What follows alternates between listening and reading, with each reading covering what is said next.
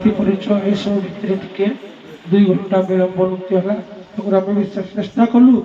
2 घंटा को घंटे सर्ट कर या फलाफल कथा फलाफल भितर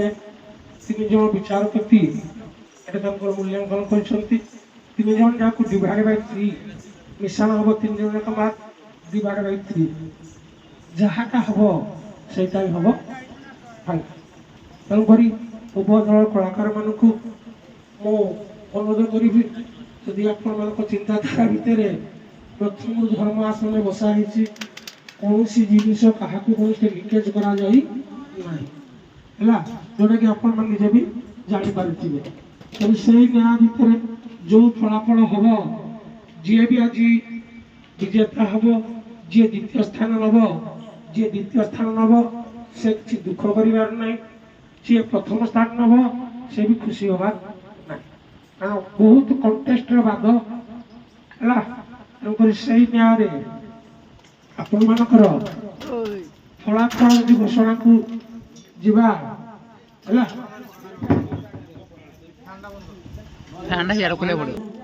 द्वितीय वार्षिक शीतल षष्ठी उपलक्षे जो आमर कपिलेश्वर महादेव कमिटी भाई मान अनुरोध करी कौन प्रकार पक्षपातिता कर देखुवे कारण प्रश्न उत्तर से गोटे कहते से कहते कि अधे कहते कि नृत्य गीत यू वेशभूषाक उपर विशेषकर आज चलता तेरे से हिसाब से मु सनातन सार को कहबी से मूल्यांकन घोषणा कर उभय बीणाकार टिके पाखक आसे आज आमर ये जो प्रतियोगिता है एवं मूल्यांकन हवा को जाऊँगी तो एतिरे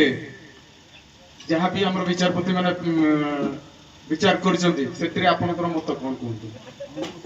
कौन सी प्रकार पार्सलिटी कौन सी प्रकार प्रश्न उत्तर बाहर को लिकेज एमती किसी अच्छी कि मन रखते आपण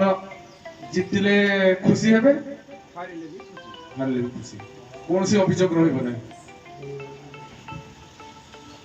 आपणकर कहतु आज आम विचारपति मैंने जो भाया नृत्य गीत परिवेशन कले विचारधारा आज मंच चल किसी आपत्ति अभियोग अच्छी ना जो विचारपति भाव में चलती मो मत सठिक भाव से चलती किसी अभियोग मन जदि आप हारी जाती ना मन दुख कर आपन को किसी लगुच कि ये जो विचारपति मैंने बसथिले कौन सी प्रकार पार्सलिटी करिसंती कि प्रश्न उत्तर लिखेज हला भले आपन को संदेह ना से कोई संदेह किछि संदेह नै संपूर्ण निरपेक्ष विचार हेछि सर संपूर्ण निरपेक्ष विचार हेछि एबे मो अनुरोध करी हमरो प्रधान सर को आपण मार्कशीट देबे सर डिक्लेयर करी जो प्रथम स्थान द्वितीय स्थान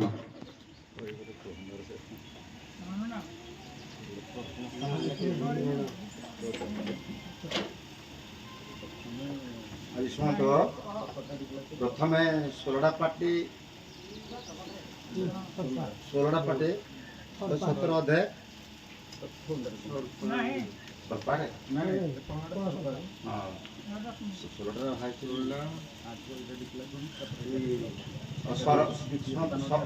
सरपा पार्टी द्वितीय स्थान अधिकार कर 16टा पार्टी प्रथम स्थान अधिकार नंबर हूँ 117 ये हूँ 117 अध्याय 16टा पार्टी मत मंच मत धन्यवाद हो दर्शक बंधु जदि आप बुझी न पारे आउ थे मुझे कौची सरपा 117 नंबर रखी द्वितीय स्थान अधिकार कर सुलुडा